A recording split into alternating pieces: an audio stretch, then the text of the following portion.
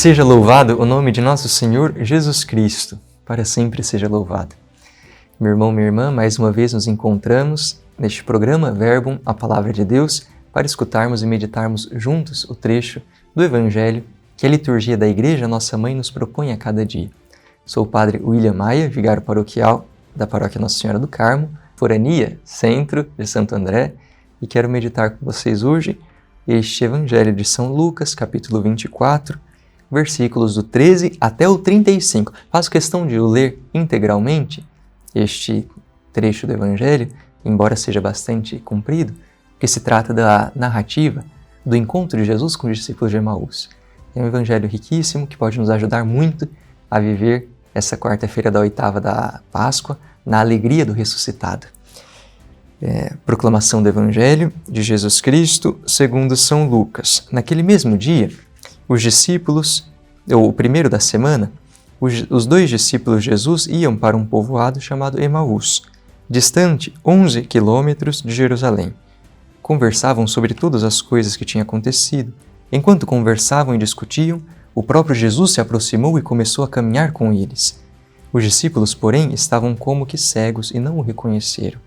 Então Jesus perguntou: "O que ides conversando pelo caminho?"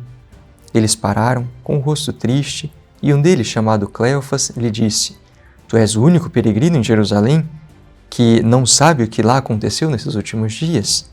Ele perguntou: "O que foi?" Os discípulos responderam: "O que aconteceu com Jesus o Nazareno, que foi um profeta poderoso em obras e palavras, diante de Deus e diante do povo. Nossos sumos sacerdotes e nossos chefes o entregaram para ser condenado à morte e o crucificaram. Nós esperávamos que ele fosse libertar Israel, mas apesar de tudo isso, já faz 3 dias que todas essas coisas aconteceram. É verdade que algumas mulheres do nosso grupo nos deram um susto. Elas foram de madrugada ao túmulo e não encontraram o corpo dele. Então voltaram, dizendo que tinham visto anjos e que estes afirmaram que Jesus está vivo. Alguns dos nossos foram ao túmulo e encontraram as coisas como as mulheres tinham dito. A ele, porém, ninguém o viu." Então Jesus lhes disse: "Como sois sem inteligência e lentos para crer em tudo que os profetas falaram? Será que Cristo não devia sofrer tudo isso para entrar na sua glória?" E, começando por Moisés e passando pelos profetas, explicava aos discípulos todas as passagens da Escritura que falavam a respeito dele. Quando chegaram perto do povoado onde iam, Jesus fez de conta que ia mais adiante. Eles, porém, insistiram com Jesus, dizendo: "Fica conosco, pois já é tarde e a noite vem chegando." Jesus entrou para ficar com eles. Quando se sentou à mesa com eles, tomou o pão, abençoou-o, partiu-o e lhes distribuía. Nisto, os olhos dos discípulos se abriram e eles reconheceram Jesus. Jesus, porém, desapareceu da frente deles. Então um disse ao outro: "Não estava ardendo nosso coração quando ele nos falava pelo caminho e nos explicava as Escrituras?" Naquela mesma hora eles se levantaram e voltaram para Jerusalém, onde encontraram os 11 reunidos com os outros. E estes confirmaram: "Realmente o Senhor ressuscitou e apareceu a Simão." Então os dois contaram o que tinha acontecido no caminho e como tinham reconhecido Jesus ao partir o pão.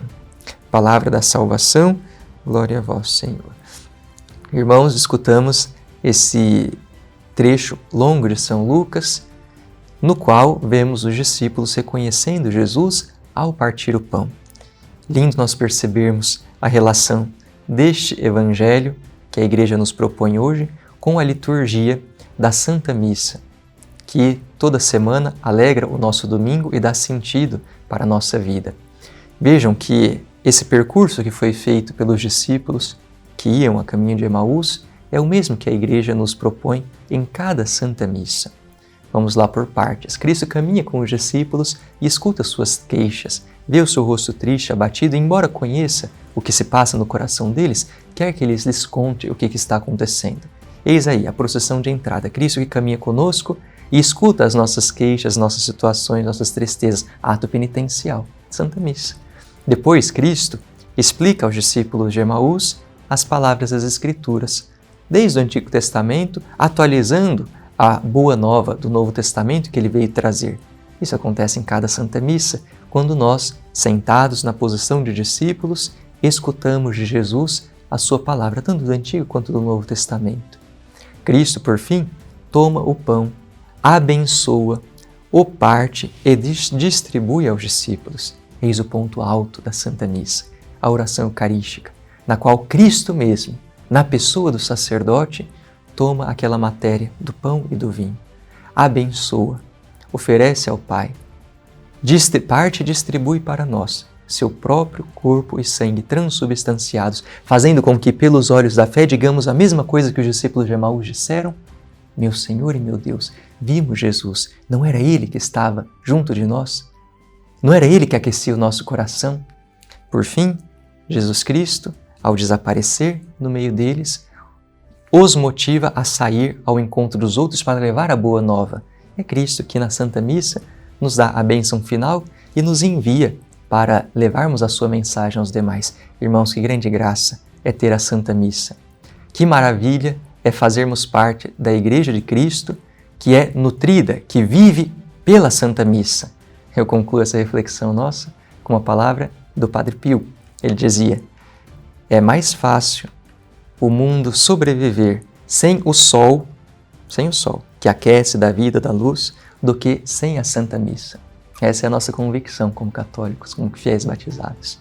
Que o Senhor, através desse Evangelho, nos motive a valorizarmos sempre mais a Santa Eucaristia. O Senhor esteja convosco, Ele está no meio de nós. Abençoe-vos o Deus Todo-Poderoso, Pai, Filho e Espírito Santo. Amém.